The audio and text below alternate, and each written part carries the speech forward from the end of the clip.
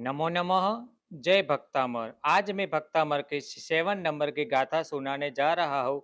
गाथा रुद्धि मंत्र के साथ।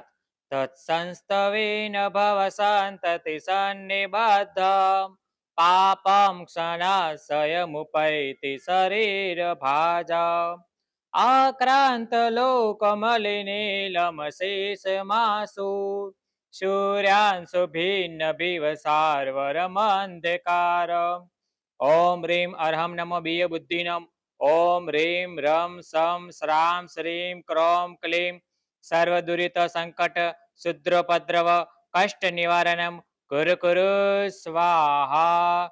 इस हीलिंग का प्रभाव है मानसिक और आर्थिक रोगों से प्रबल बनाने के लिए। इसका बीज मंत्र है सम सम सम।